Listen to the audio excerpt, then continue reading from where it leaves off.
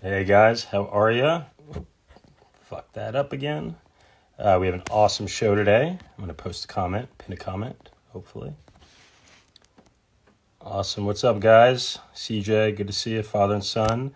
I'm gonna post this comment. We're gonna have Lily Moieri on today, and we're gonna discuss some behind the scenes stories. She's a music journalist. You guys might have caught the first chat we had, which is about 2 weeks ago, and she came on and told us some awesome stories about hanging with Robert Smith. Amazing. And Andrew, the producer of Primal Scream. Totally great. When's the beard coming off? You know, the beard is 3 years now in the making, although it's trimmed a few times. I don't know if it could come off, but there are pictures out there on the web of me without a beard and on social media. In fact, when I send people my headshot, for whatever reason, somebody might need a headshot, it never has a beard and it doesn't have my long hair. So when they ultimately see me, they're freaked the fuck out. And I like that. Yeah, so I don't know if the beard's ever coming off, but that's just part of the dude thing. He's not made of Lego, man. That's right, I'm not made of Lego. But Lily will be here any moment now. And Lily, whenever you are here, if you are here, we're going to talk about some of her behind-the-scenes stories. And then today I just posted the performance from John McCutcheon. I don't know if you guys saw it a few days ago. If you haven't, it's right on my feed. John McCutcheon's like one of the great folk troubadours of all time. Like seriously, he's like taking the mantle, took the mantle from a Pete Seeger. But he's phenomenal. And he wrote a whole album during quarantine, and he played one of the songs called The Night John Prine Died.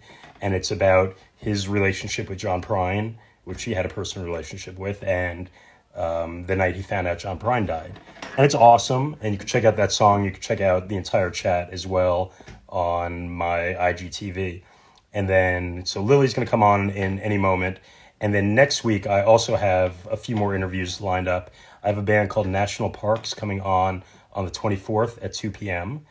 And I do have a few others, but I can't say it yet because they haven't given me the final okay. But when I get that final okay, you guys will know. Let me see what else is happening.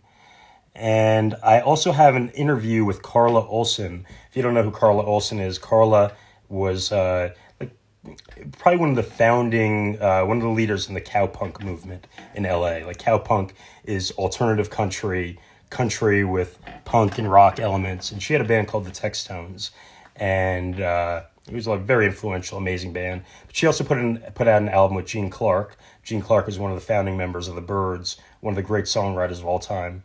And we did an interview about 2 weeks ago, which I recorded, and we talked a lot about Gene Clark, talked about Textones, we talked about her new album, and I will be posting that probably, tomorrow's Friday, so I'll probably be posting that tomorrow, and I'll post specifically the Gene Clark, Carla Olson part, and I'll post the rest of it on my YouTube. If you guys haven't checked out my YouTube page, there's a link on my bio. I was going to just point down here, but it's not like right there. That's Lily. It says chatting behind the scenes with Lily. But there's a link. Sign up to my YouTube. I post all the interviews I do up there in full. I post the clips on my Instagram. And I also create playlists on there. So I'm always looking for, I love vinyl, and I'm always looking for these obscure underground gems that didn't sell a lot of copies. And the way that I try to hear them to determine if I want to buy them is I go on YouTube and I see if it's out there. And very often when I find these awesome albums, I save them to a playlist. Like I found a guy named Johnny Jenkins. I don't know if you know Johnny Jenkins, from 1970, blues artist. Dwayne Allman played on his record. Posted some of that. Another band called Red Wing. You heard of them? I don't know. I posted them on there. So check it out. And Lily. All right, there's Lily. All right, we're going to do it. All right, so any second we're gonna have Lily, pics of Lily blog. Hey, good to see you. Hi, Scott. How are you? I'm well, thanks. How you doing? Good. Yeah. Thank you for coming on again. Thanks for having me again. I was really looking forward to it. Well, awesome. Well, you'll be my regular guest. Anytime I like that. like an exciting day. So, well, let's start by just catching up. I mean, the world's been crazy since we last spoke. how have you been? What's been up with you? What's been taking up your? I'm good. I'm a teacher also, and the main concern at this time is our students because they were already pretty traumatized by the pandemic. They're young. Nothing like this has ever happened. Not that it's happened for us, but we're just a little bit older and able to manage things better. And for them, their whole world blew up. And, our seniors that were graduating, we had a drive-by graduation for them, which was probably one of the most moving experiences of my teaching career. It was amazing. It was so much better than the real thing. But then all this stuff has happened, and I'm trying to check in with them and provide resources for them and for our teachers as well, because our teachers want to be able to provide support, teach correctly, teach about prejudice, teach about racism, teach about history correctly, teach about peaceful protest. So I've been putting a lot of those kind of resources together for them. I mean, school's over now, but that's like, while this was going on outside, this is what I've been doing inside. But it's not new for me. I mean, I've been a teacher is it 16 years just ended or 15 years just ended? And I've been doing this kind of stuff all along. We have a lot of low-income kids in our schools, and providing these resources, especially since I'm in the library, not just for our teachers, but also for our students, I've been doing it all along. Now it's just a little bit more concentrated, I guess. Yeah, it's happening right in the moment, everything. Yeah. Yeah. And then in terms of, I know there's a lot of people here who know you, but for the people who don't know, in addition to being a teacher, you're also a longtime music journalist. And That's so, right. I've been a music journalist much longer than I've been a teacher. I just had my 28th anniversary of my first article being published just maybe a week or so ago. In the school paper back at USC, and it was this terribly written review of a Blur show at the Palace, as we used to call it. It's called, what is it called now? Avalon. But we used to call it the Palace. And yeah, 28 years. So that's definitely, I don't feel like myself if I'm not doing it. So they go hand in hand now, but definitely a lot more experience with the music writing, which is what we're going to talk about. well, have you interviewed anyone over the last couple of weeks that's been interesting? I have. I'm trying to remember who I've interviewed. I have my calendar in front of me, actually. I have interviewed a few people. And you know what's interesting? I spoke to a friend of mine in England yesterday, and he was telling me something about there's other racial stuff that they're doing over there I'm just like, oh, what? And it's completely different, like a completely different reaction, which I just was not expecting at all. And I'm like, oh, you've got to be kidding me. And so, yeah, it's interesting for them too. And I actually talked to Niall Marr, son of Johnny Marr, who we're going to talk about today. So I'll talk about that in a little bit. Was Niall a musician? He is. He's a great guitar player, an amazing vocalist, an amazing songwriter, and he also does soundtracks with Hans Zimmer. And he's also part of Hans Zimmer Live. He's the sole guitar player, and he's right up front with Hans. Yeah, I saw that. The whole orchestra is behind, and Niall is stage left. Awesome. Yeah. I'll check that Hans Zimmer show, and it's pretty freaking outrageous. Yeah. Yeah. It was like Coachella. Yeah. Wow. But so one of my students got me into that, actually. He is with us now, Caetano. He went to that Coachella and he came back raving about it, and that's why I ended up checking it out and writing about Hans and seeing Niall on stage and all that stuff. So yeah. That's awesome. Well, we'll save that for part 3, where we talk about Hans and Niall. But let's talk about today. We're going to talk about Johnny Marr and Boy George, who are both musicians interviewed and had experience with. And let's talk about George first. So, because I was thinking it makes more sense because I was introduced to George before Johnny. So, with Boy George, a chunk of my growing up years was in Iran. My parents are Iranian, and I was there when the revolution happened. And you know, I came from a very music loving family. My mom always had mixtapes in the car. She wouldn't even leave the house until we had all the tapes worked out for wherever we were going, no matter how short the trip. So it was very musical. We had a tape store across the street that I would go to. And then this Islamic Revolution happened and everything got shut down, especially music. And it was a very oppressive time. And I felt super disconnected and out of place. And I didn't actually speak Farsi very well. I do now, but I didn't then. I would never manage to finish a whole sentence in Farsi. It was always half English and half Farsi. And I would like end all the verbs in INGs and stuff. So, which people would always make fun of me, and they still make fun of me for. But we were getting these bootleg cassettes and video cassettes of like stuff taped off of British TV, or just, you know, people would buy the cassette and then dub it over a bunch of times and sell it to us on, you know, blank cassettes. And I'd seen Boy George before in Culture Club, and I wasn't interested in what he was doing at all. And I thought his voice was kind of weird. And then I saw Karma Chameleon and just everything switched. For one, I was a little bit, like I was a year older or 2 years older than when I first saw him. And two, I connected with it more because in a time where all the musicians are super wild looking and got, you know, big hair and same makeup as ladies and dressed up funky, here's someone who was an outlier even in that scenario. And that felt like me, which is why I was just like, that's the me of this pop music scene. And I just got deeply enmeshed in the music. And I look at this, talking about vinyl. Oh yeah. I got your vinyl right here. This is all Culture Club. Wow, that is a collection I even have. of Culture Club. I've got one. Wow. This is all kinds of things. Singles. Do you really want to hurt me? I'm not going to show you all of them. Time. I got them all. Oh, thank you. I also have all the Boy George stuff, which is under this stack. I was like, I have vinyl. I can share. Yeah. So really related, and it was really a lifeline for me while I was over there, and it was something for me to cling to while all this like oppressive stuff was happening around me. And so in 1990, we were living here at the time. He was doing a benefit show. I don't even think that in an unusual theater on Wilshire.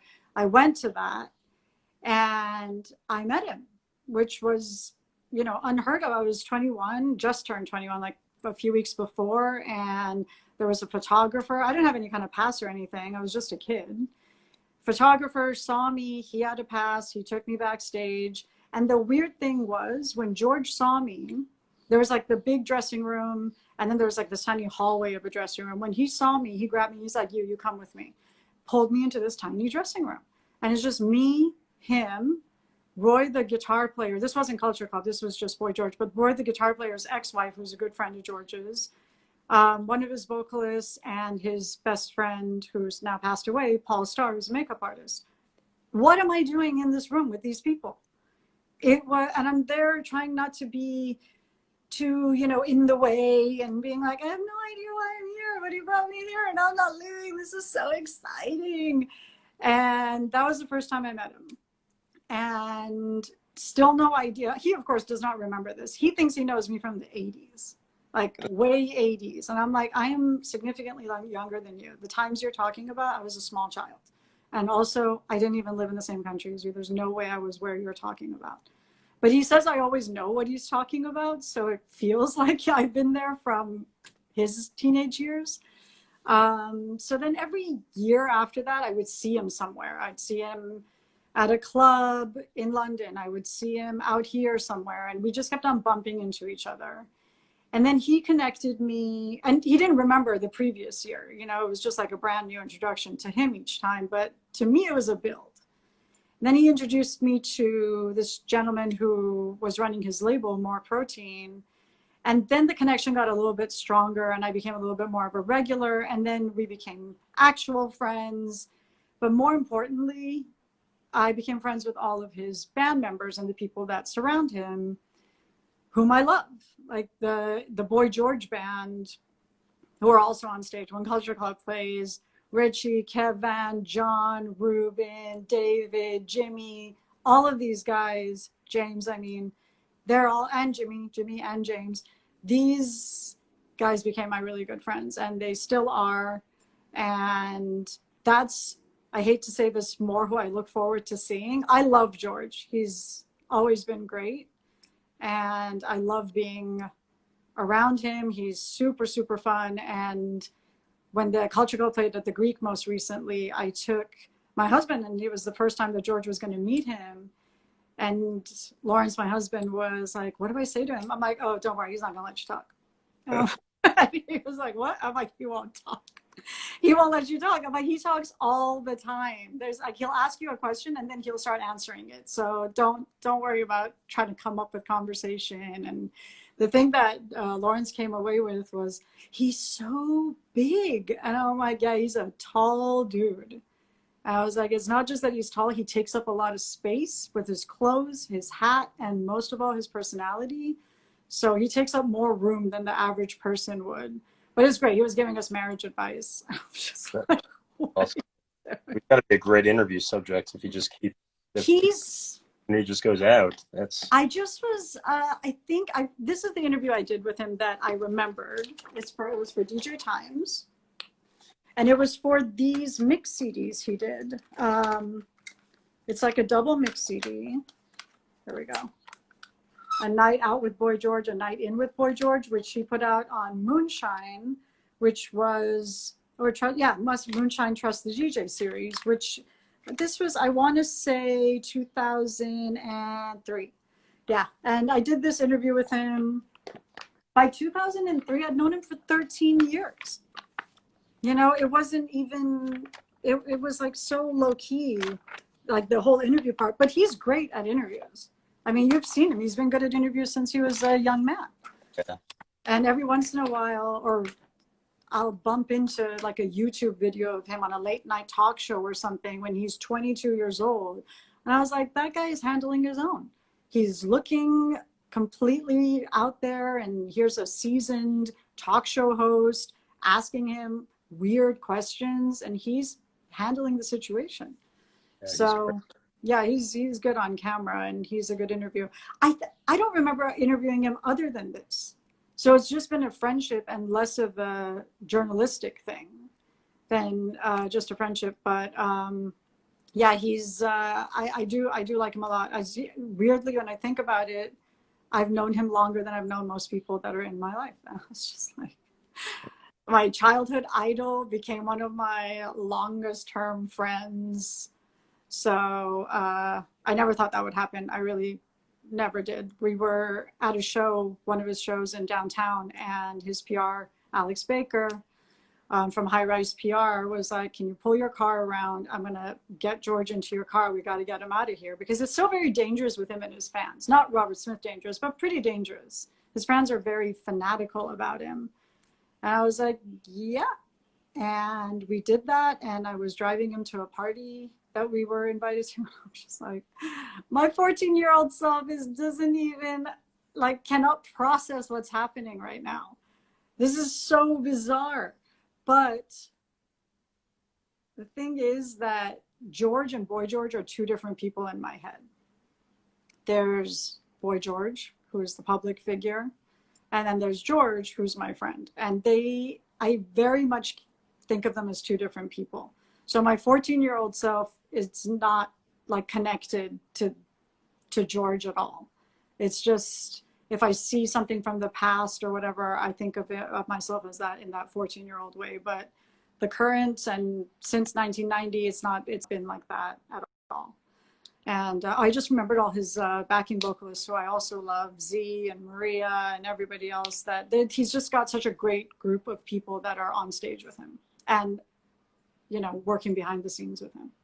Yeah, I photographed him, I think or 2 years ago. It was at one of those 80s package shows where it was like him and The Alarm and Morris Day, and it was amazing. I mean, it was so it was live photography.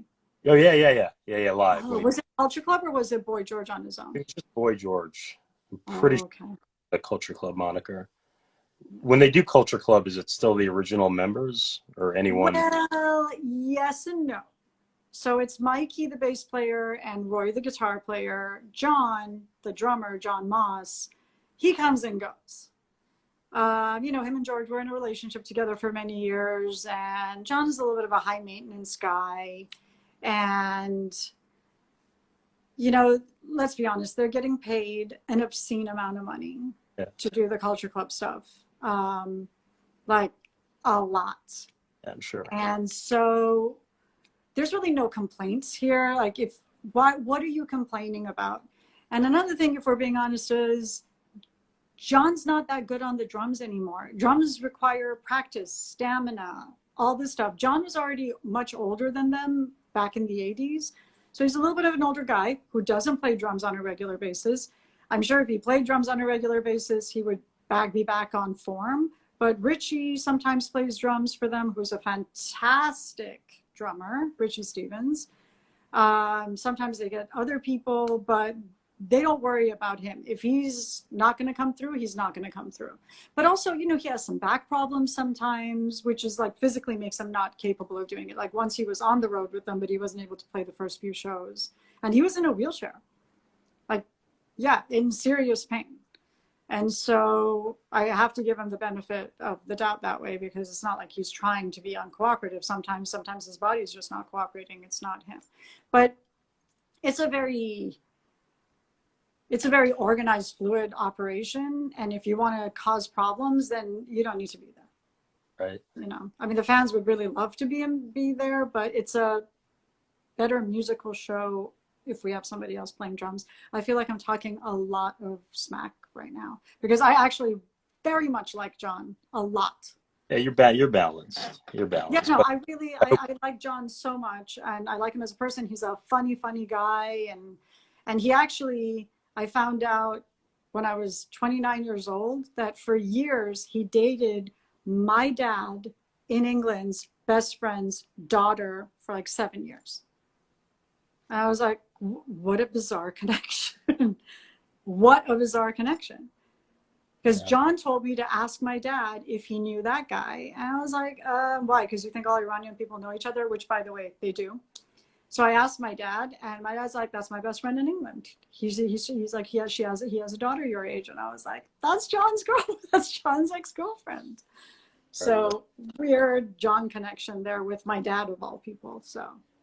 well, that's a good story. And hopefully we see them live soon. We see anybody live. Anybody live soon. Anybody else. So yeah, let's talk about next. You have a story also on probably one of my star players ever is Johnny Marr. So, yeah, Johnny. So I came to the Smiths kind of late in the game because, as you can see, I was more of a Culture Club and maybe Wham, Duran Duran, Spandau Ballet kind of girl, and maybe the Smiths weren't glamorous enough for me. And I think my brain wasn't developed enough for their music. So I came into them after they broke up, but I came into them hard. I mean, you know, in at the deep end, just like everybody does. Doesn't everybody just go, it's never a gradual build. Yeah, once you get it, it's like, wow. It's a dive. It's a dive, and you're just like, I can't listen to anything else ever again. So the first time I interviewed Johnny was for Electronic, you know, the band he had with Bernard Sumner from New Order. And it was their last album, Twisted Tenderness. I pulled it out. There, that's better. This is that third and last album together, which was in 1999. And I interviewed him for, I pulled it out, Virtually Alternative, which is a radio trade. And here's the article. There's Johnny and Barney. There they are again, best friends. It was a really, really funny interview because we weren't staying on topic very much. First of all, we were on the phone for I don't know how long, maybe 2 hours, maybe 3 hours. And every so often he'd just say, hey Lily, is this an interview or what? And I just feel like, you're the one that's going off topic. And I was not expecting to have such an irreverent conversation with such a serious guitar player. And I didn't think it was going to be goofy, because the fact is he's not goofy. He's not goofy in real life. I don't know why this interview was so goofy at the time. But it was a great, fun interview. And at the time we realized he was already working with the Healers, which was his quote unquote solo band. And I knew every single person in that band from other bands. And then the other thing was that I was very good friends with Joe Moss, who was the original manager of the Smiths, and friends with Johnny way before the Smiths, and really very much of a father figure to him. And I had met Joe 5 years prior because he was managing a band I interviewed, and we stayed in touch, and we became, Joe's a very, well, he's passed away now. He's a real person. You know, like you talk to him and you're like, this is like my uncle, this is like my grandpa, this is an authentic person who almost seems like he doesn't belong in the music business. And so that was another connection. And then when he was doing the Healer stuff, which was in 2003, and Wendy, my friend and yours, Wendy Brinford Jones, which some of you might know as Wendy Weisberg, was doing the PR for that. And she had told him, she was going through his schedule with him, and she's like, oh, and you'll be doing an interview with my friend Lily. And he was like, oh yeah, I know Lily from before. And she told me, you know, he remembers you. And I was like, from the phone 4 years ago? Like, what are you talking about? So I asked him, how come you remembered me? And he said, because we have so many mutual friends. So that stuck in my head. And I was like, oh, that makes sense. So here's the Healers album with Alonzo Bevan and Zach Starkey. And at that point, I knew Alonzo from before, but there used to be 6 people in the band, and I got it pared down to somewhat of a threesome. And then I interviewed him for Venice. Shout out to Jose Martinez, my editor back then. There you go. And I want to say Jose Martinez. Yeah, I haven't seen Jose Martinez in 15 years. Jose Martinez. I know. Shout out to Jose Martinez. I saw him. I think the last time I saw him was at Guns N' Roses at Dodger Stadium. Yeah, cool. Yeah, we have a picture together. And I think I ended up in Mean Magazine as well, like a different article I wrote. Like I tried to write 2 completely separate stuff. And then, so then when we were doing that interview, we actually hung out a lot during the few days he had in LA then. I went with him to a late night talk show. I think it was Craig Kilborn at the time. I went with him to another record signing at Virgin. And we hung out, you know, during the show, I mean, after the show and everything. We spent quite a bit of time. I met his wife then, Angie, who he's been with since she was 14 and he was 15 or something. And one of the things, okay, 2 anecdotes about that. One, we were in the green room at Craig Kilborn, just me and him, and we're like, let's just try and get this interview done. And he heard what they were playing on it was just me and him in the room. It was way before the show. There was a screen there only playing music segments from the show. And his back was to the screen, and I'm concentrating on what he's saying. And his head just snapped around, and it was Morrissey. Like I hadn't even heard I wasn't noticing the screen. I hadn't noticed the music. He hadn't even started singing, and Johnny's head just snapped. And then he snapped right back, and he was like, that was weird. I'm still not caught up. I'm like trying to figure out what was weird. Then I see the screen, and I'm like, oh, that's awkward. I don't know how to react about that, you know, because I never talked to him about Morrissey. I've never asked him one question about Morrissey ever, mainly because I'm not interested. And then not interested in Morrissey. I'm not interested in their dynamic. And then the other anecdote, which is another record store signing anecdote. Alonzo and Zach were standing and they were doing calculations. They were saying, okay, so approximately like 400 people times 3, that's 12,000. I'm like, what are you guys doing? And they said, well, Johnny spends minimum 3 minutes with every single person that stands in line for a record. We know this from experience. We're just trying to calculate how many hours we're going to be here. Wow. Because he doesn't put a time limit on, he waits until he gets to the end of the line. and he will talk to every single person. And they said, and then what I noticed is he never sat down. Because, you know, they usually sit down behind a table and do that. Because I think that if he sees them standing, then he can be standing. And it just meant a lot to me. It just told me a lot about him as a person. And it was, I mean, I already had such a great opinion about him, but it just elevated my opinion about him even more. And I asked him about it a few years ago, and he said, I'm reading, I pulled the quote. If someone has bought a record of mine, I figure they must have something in common with me. And I was like, Beautiful. that's really, really, really, really special. It's like Wendy says, don't meet your heroes. And I'm just like, I don't have that experience with him at all. Or with George, for that matter, who is a big hero. And the thing that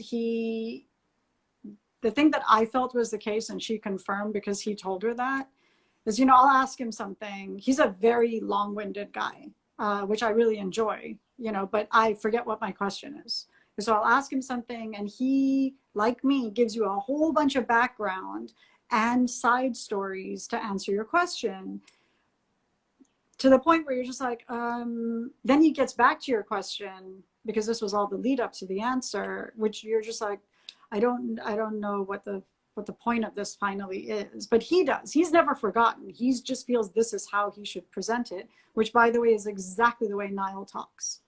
So when I spoke to his son the other week, I was like, oh my God, mini Johnny, this is so funny. It's exactly the same approach to conversation, which, like I say, I enjoy that.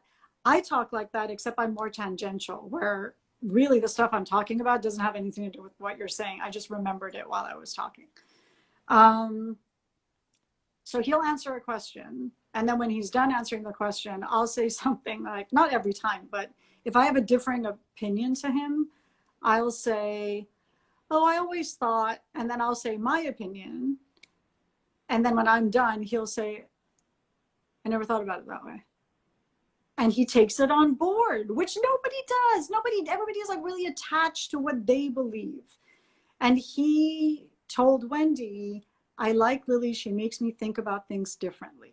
And I'm like, oh, I thought it was just a one-sided thing. Like, I thought that I was just saying things and he was just sticking to his opinions. And so what he's telling me when he says, you know, I never thought about it that way, he's not then dismissing it, he's then processing it.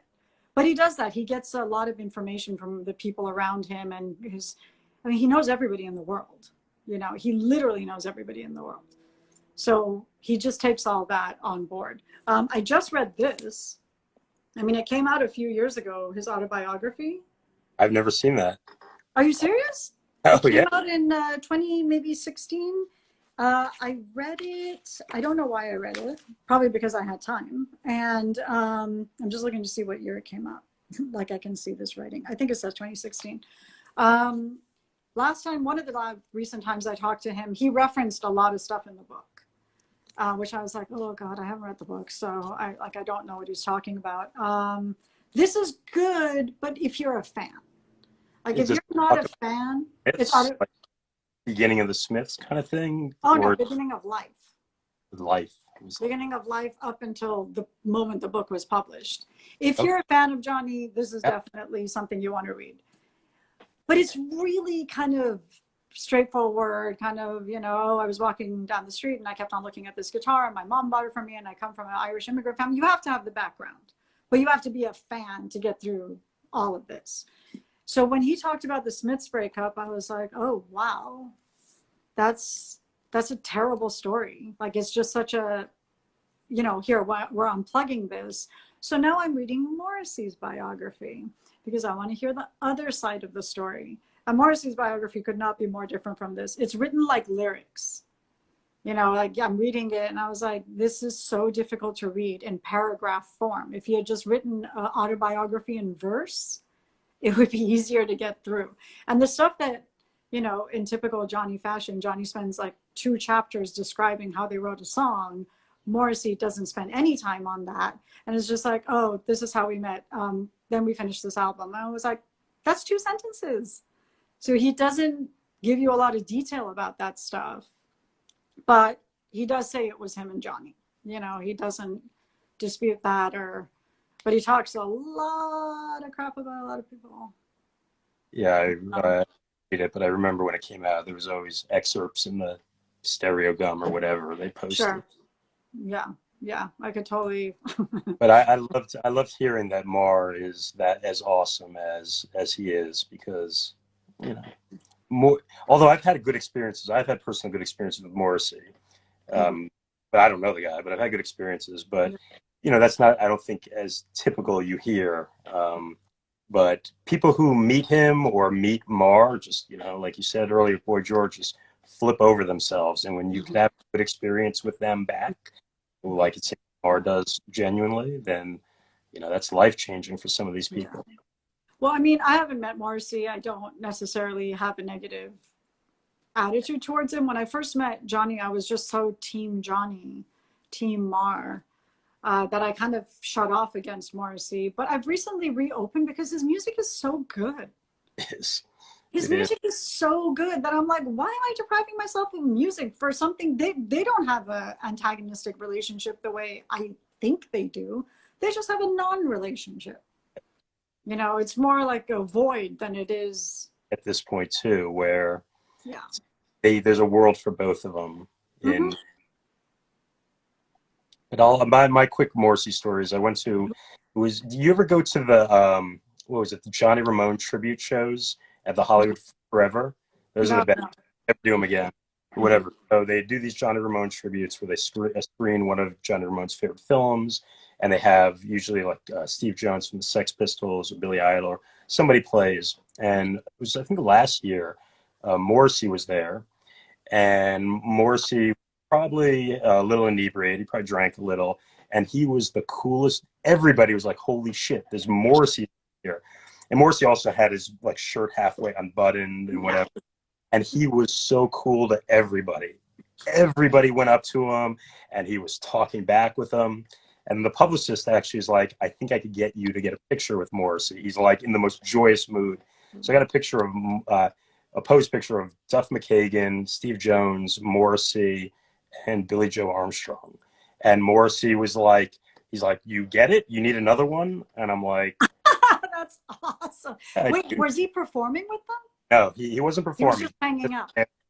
It was, the movie was Barbarella. So I think I overheard him talk to somebody. He's like, "I love Barbarella." He's like, "And I Right. love Johnny Ramone." So Mhm. whatever. I guess he lives somewhere nearby. But Right. he was as unexpected as I would have imagined, and he was joyous. And anybody who wanted to hang out with Morrissey was like, "That's cool." There was a bodyguard. He had a bodyguard. But Yeah. as soon you show that you weren't gonna Mhm.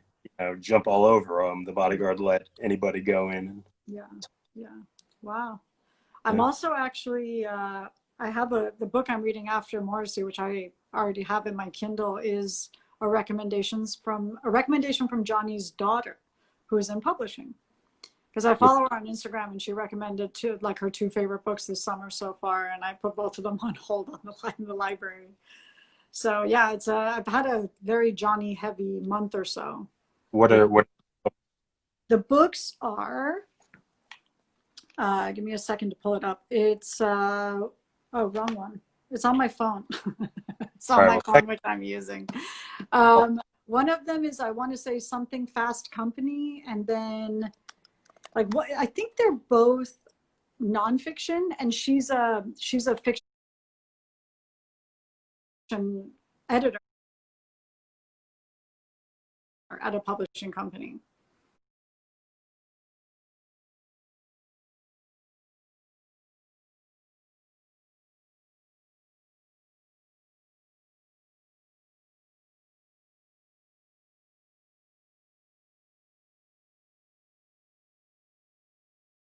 if we could do a part three at some point,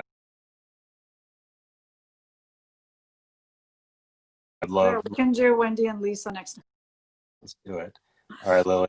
So, and for everybody who's watching, if you missed any part of this, this will all be archived on my Instagram TV. So Green Galactic, Lynn, good to see Can I you. just say thank you to all my friends and family who tuned in? Thank you so much. I know this everybody's busy and I'm just like, watch me on Instagram. Oh, So thank you all of you for tuning in. I appreciate it so, so much. yes, thank you. Hey Stacy, hey Tina, We'll see you soon. Hey, Natalie. bye. Thank you. Cool. Thank you, everybody, for joining. Again, this will all be archived on my Instagram TV, so you can see it on there. I'll also be putting it on my YouTube, so you can go on my profile. There's like a YouTube link. Click there, subscribe. And I do these shows several times a week. I get different music executives, different artists, and we talk.